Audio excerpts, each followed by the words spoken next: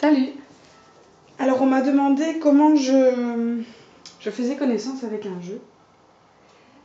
Et honnêtement, ça dépend des jeux.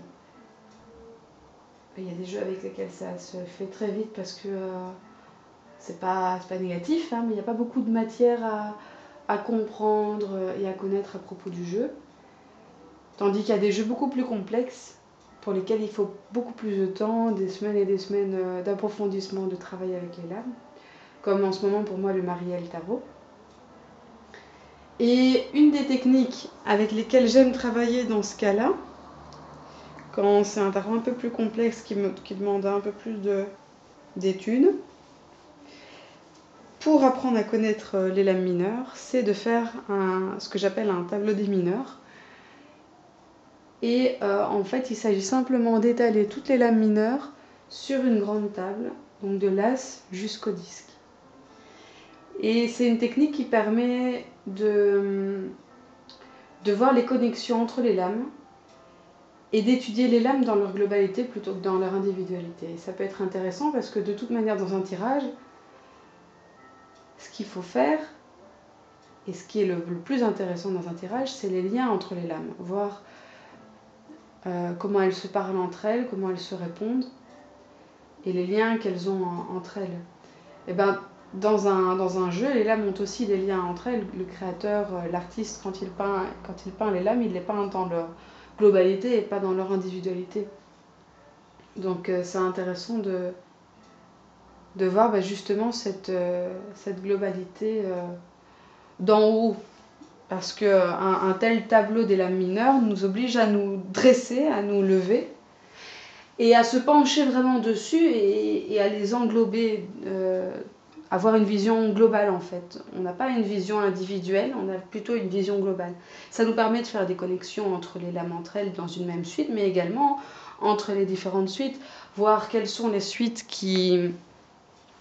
dont les symboles se retrouvent entre les suites, pourquoi, et ainsi de suite. Par exemple, ici dans le tarot Marielle, bon, je ne vais pas faire le travail devant vous parce que ça prendrait beaucoup de temps si je devais vous l'expliquer pour le Marielle, mais par exemple ici, pour donner un exemple, l'as de chaque suite du Marielle Tarot, la créature ou le personnage représenté porte dans le ventre à chaque fois un œuf.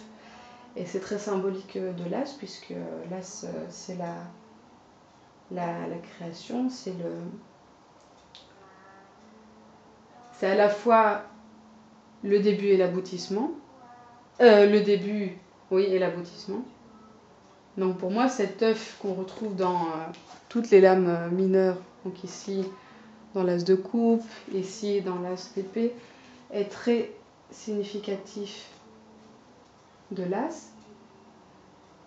Aussi un autre exemple, les 4 par exemple, représentent tous un élément naturel lié à la suite. Donc pour le 4 de disque, on voit des montagnes et un chemin de terre.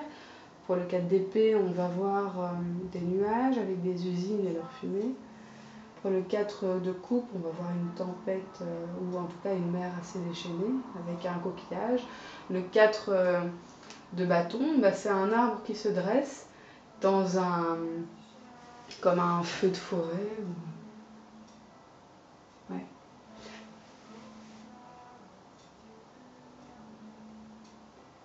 Et donc, comme je disais aussi, c'est intéressant de faire des liens dans la suite, des liens entre les lames dans une même suite. Donc ça nous permet de suivre la suite dans sa globalité et de voir quelles sont les couleurs qui sont dominantes, quels sont les symboles qui sont dominants, qui se retrouvent peut-être dans toutes les lames.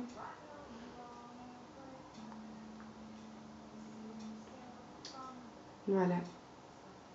Donc ça, c'est une technique que j'aime bien utiliser quand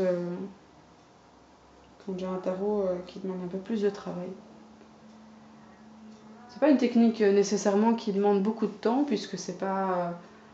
on va pas rester des heures et des heures devant ce grand tableau à se demander, ok, le 3 d'épée, qu'est-ce qu'il signifie on peut Mais alors pour moi, c'est plutôt prendre la lame dans son individualité. Ce qui est intéressant dans cette technique-là, c'est de voir vraiment toutes les mineurs dans leur globalité, de voir de l'As jusqu'au 10, quelle est la continuité de la suite et quelle est la continuité de toutes les suites.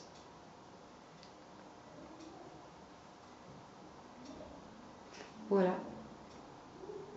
J'espère que cette technique vous sera utile, que peut-être vous l'utiliserez un jour. En tout cas, j'espère que ça ne vous fait pas peur, toutes ces lames étalées. J'espère que vous vous dites pas, oh là là, c'est un truc super compliqué. Pas du tout, en fait. Je trouve que ça permet de se rapprocher encore plus et plus vite d'un jeu, de les avoir toutes devant soi, plutôt que de les tirer une à une.